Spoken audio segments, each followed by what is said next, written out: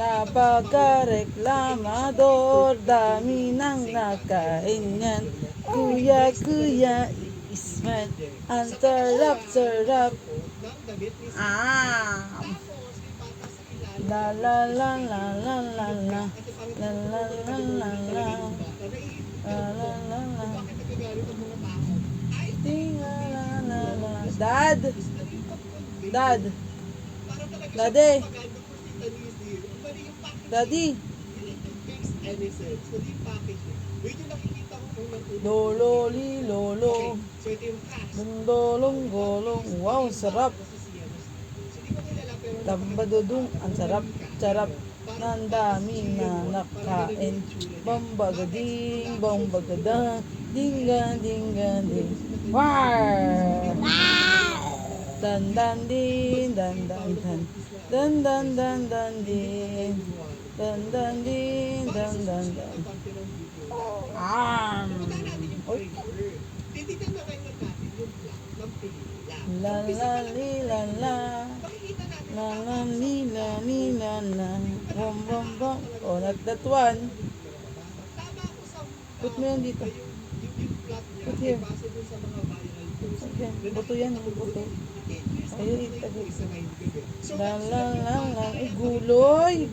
Yung gate ng vegetable yun. Parang yung very good eh. Ay, no. Baboy.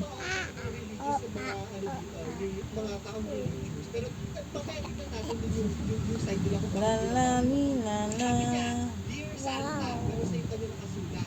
Ang wish ko po this Christmas is to meet and you. Sana po ay mapagbigyan mo yung wish ko. I will wait for you every day sa Home for the Angels.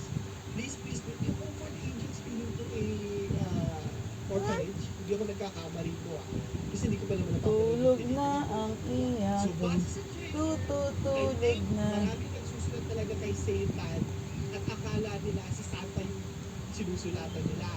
And Satan takes this opportunity para huluhan ang kaluluwa ng mga bata. Yung kaluluwa, ibig sabihin, hindi naman kinukuha at pinapatay niya, kundi tinuturo niya para maging masama, no? Para diretso impyerno ng mga bata. Ganun yung pagkakaintindi ko. Ngayon si Satan, para makuha yung mga kaluluwa, tinuturuan niya yung mga bata para maging greedy. 7 deadly sins actually, meron pang part na doon tinitignan niya kung magugustuhin ng bata yung lalaki. Pero yung boy, yung gusto ng bata. Tinuturo niya to. Alam na natin yung 7 deadly sins na yan. Pero napansin niya, na yung mga ginagawa at tinuturo niya, nagpa-backfire meron dito. Kailangan, pag gano'n ka, mag-shopping ka ng napakarami, ganyan pag mayaman. Pero yung bata, lahat ng pinag-shopping nila, binigay sa mga nangangailangan. And instead na gumawa ng kasalanan yung bata, ginagamit niya yung mga tinuturong kalokohan ni Satan para gumawa ng kabuhan. Ngayon, nakita ko na yung mga susunod na part and medyo cookie-cutter block na sila, no? Si Satan, sa bata, yada. May isang point na ay pinasasaan yung bata. Di pinakita yun. Pero episode siya yun. And si Satan, pumunta pa sa simbahan, I think, to ask God for. And hindi ko kakausapin na si Jesus dito. Ito yung nakikita kong problema, ha? Pasensya na po kayo lahat. Nilagay na nila yung buong kwento sa pray. Paano pa natin pala noon? Nilagay na yung buong kwento eh.